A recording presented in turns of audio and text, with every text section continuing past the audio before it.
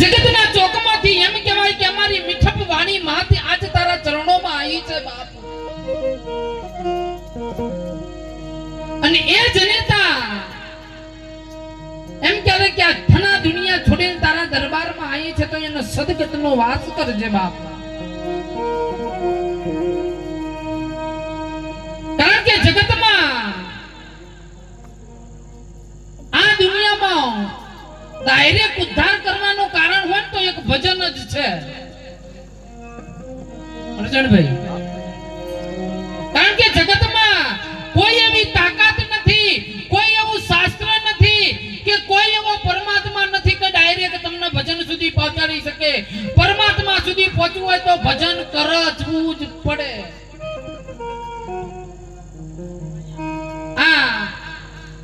વિશાલભાઈના માતૃશ્રીનું નિર્વાણ થયું તો એમને એવો સારો વિચાર આવ્યો કે આપણા માતૃશ્રીની પાછળ ભજન સત્સંગ જ રાખીએ, રાસ ગરબા ડીજે નહીં રાખ્યું. એનું કારણ જ આ. કારણ કે પૃથ્વી ઉપરના માનવીને ભરોસો છે, આ જગત ઉપર જન્મેલા માનવીને ભરોસો છે કે જો મનુષ્યના પાછળ જો ભજન કરીએ અને ભજન કરીએ તો જ આપણો જે દેહાત્મા જો છે આ શરીર છૂટી ગયું છે એની સદગતિ થાય એવું ભજન સાબિત કરે છે બાપ.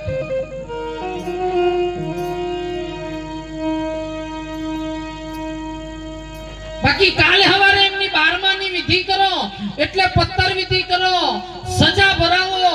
તમે સજા ભરાઈ હશે તો એમાં જોયું હશે કે આખો ખાટલો તૈયાર કર્યો, એના ઉપર એની જે મનગમતી વસ્તુ હોય ફળ ફૂલ લુગડો આ તે બીજું બધું મૂકવાનું અને પછી એ બધું કદાચ સજા ભરાવી હોય તો બોમણ લઈ જાય.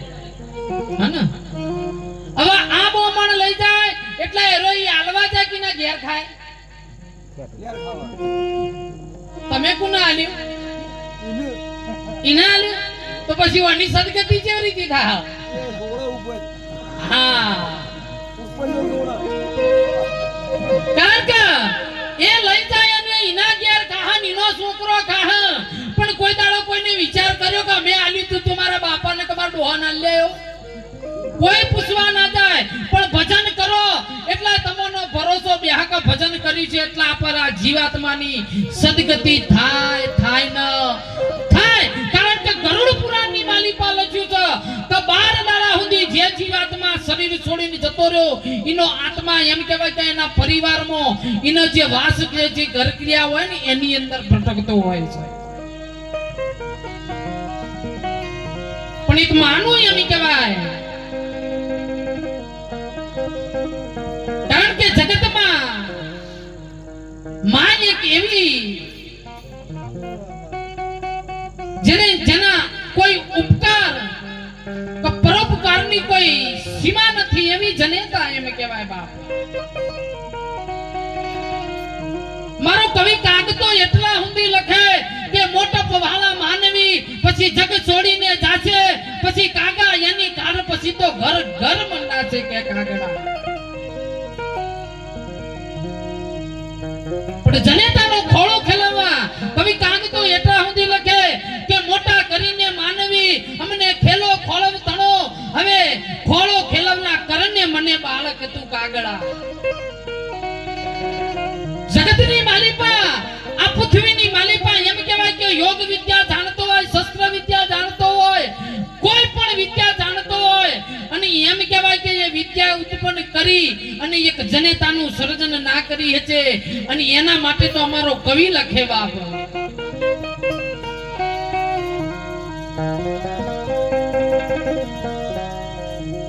હરિવરને ભજવાથી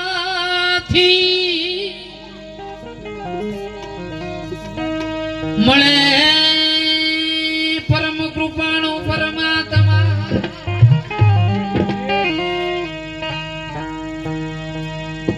પણ યોગ વિદ્યા સાધના થકી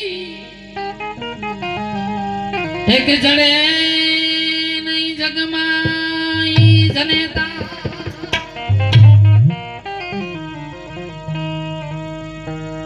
આ જગતમાં આ પૃથ્વીને પીટાળ ઉપર તમે પરમાત્માનું ભજન કરો યોગ કરો, તપ કરો, તિરપ કરો, જપ કરો તો પરમાત્મા પ્રગટ થાય ને પરમાત્મા મળો.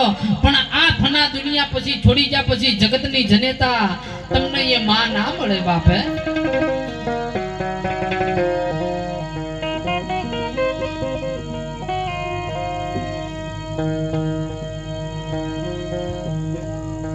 કારણ કે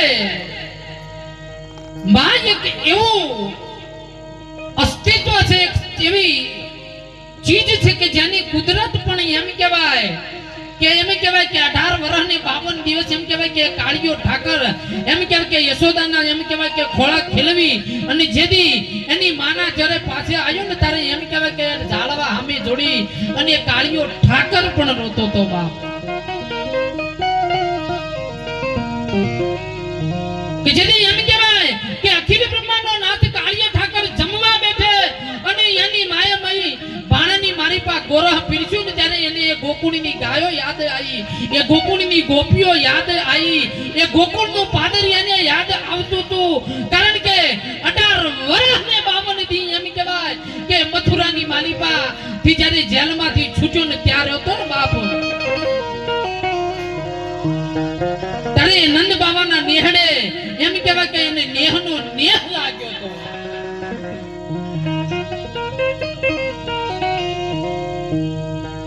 આ જગતમાં જનેતા છે.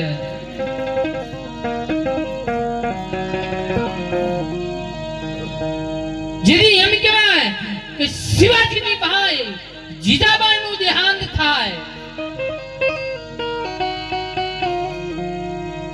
અને જીજાબાઈ નું દેહાંત થાય ને તેથી એમ કહેવાય કે એ વીરવર પુરુષ એ સુરવીર પ્રેમી કે 14 આંસુએ રડતો હતો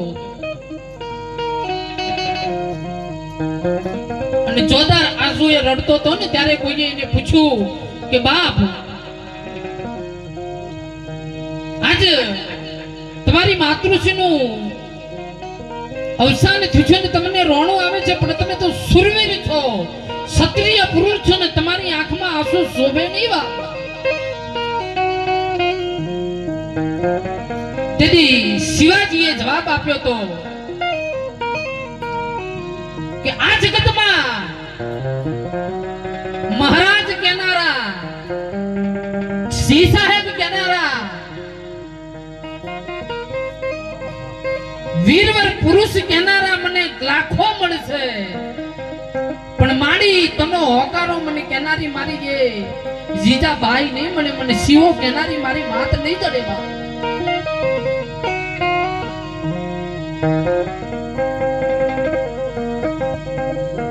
કે અમૃત તણા હોકારા કરનારા લાખો મળશે, પણ મારી માત તનો દુકારો દેનારી મને જીજાબાઈ નહીં મળે. એના કારણથી આજ મને રોણું આવે છે.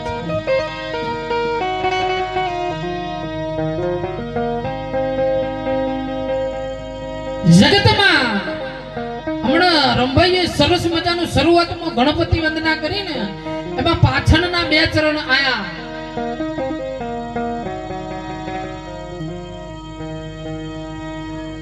જાતિ પણ મિલવાની વાત કરી. બરોબર ને ચરણ આવ્યું કે જાતિ પણ ના પાનબેન નું ગણપતિ વંદના કરીને એમાં છેલ્લાથી બીજા 3જા ચરણમાં આવ્યું કે જાતિ પણ મિલી દો. હવે જાતિ પણ મિલવા માટે તમારી મારી પાત્રતા ખરી? કારણ કે હિન્દુ હોય, શીખ હોય, ઈસાઈ હોય, મુસ્લિમ હોય, ઇને બગાહુ આવે તમને બગાહુ આવે, અમે જાતિ પણ ભેદ દેખાય ખરો?